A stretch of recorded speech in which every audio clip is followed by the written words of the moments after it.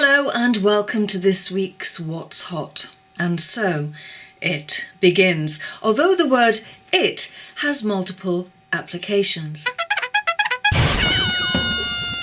Now, in terms of stocks and shares, amid the prolonged parliamentary siesta, investors have continued to make intelligent gambles. Well, on Tuesday, we heard from gambling company 888 Holdings. Now, it's cut its dividend by 29% and warned that Brexit could lead to a slowdown in its UK business. It still, however, recorded a solid first half performance despite a drop in earnings and that dividend cut. Now, it says it will continue to invest in 888 Holdings' US presence, and Billboard of Pelican West says the board looks like the retired cast from the Fast and Furious movies, and for that reason he's out, probably due to his vigorous imagination, because I can't quite see the resemblance.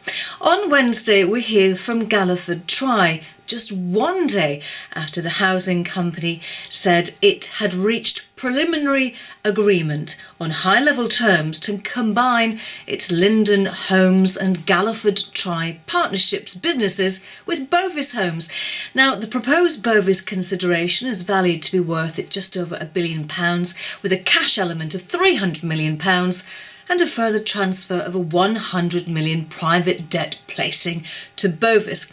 Now, the remainder of the offer is a £675 million share issue of new Bovis shares to existing Galliford Try shareholders on a pro rata business.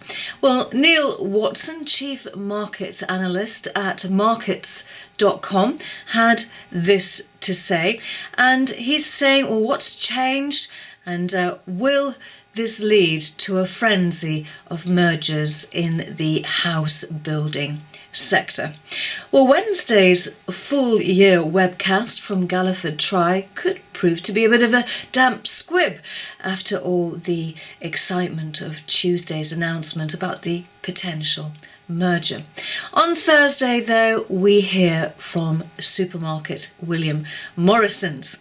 And 2 weeks ago, Investec upgraded its rating on Morrison's shares to buy from hold, arguing that current weaknesses in the UK supermarket sector are unwarranted.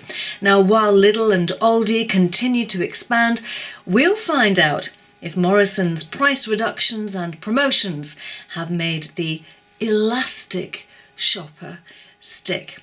And the Right Honourable Venerable Volcano, was that a deliberate misspelling of the word vulnerable, or is it a venerable takeover indeed? Which brings us to Friday the 13th. Now, I'm not superstitious, and neither should investors in JD Wetherspoons, which releases its full year results. Now, with a market cap of £1.6 billion, an estate of 895 pubs, 400 hotels and 900 rooms, Chairman Tim Martin has plenty to talk about, and he talks aplenty. He's pretty vocal about equality and taxes and politics, and has called on the government to be firmer with supermarkets regarding cheaper booze. He says put supermarkets and pubs on an equal footing. Now, personally, my favourite is kombucha with a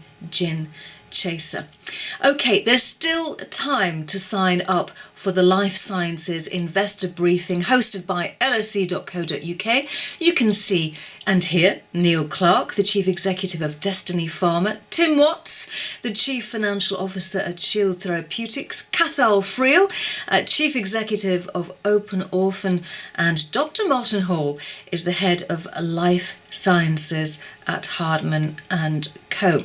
Now, the event is being filmed, so if you can't attend the event, don't worry, you'll be able to see the presentations on demand on lse.co.uk.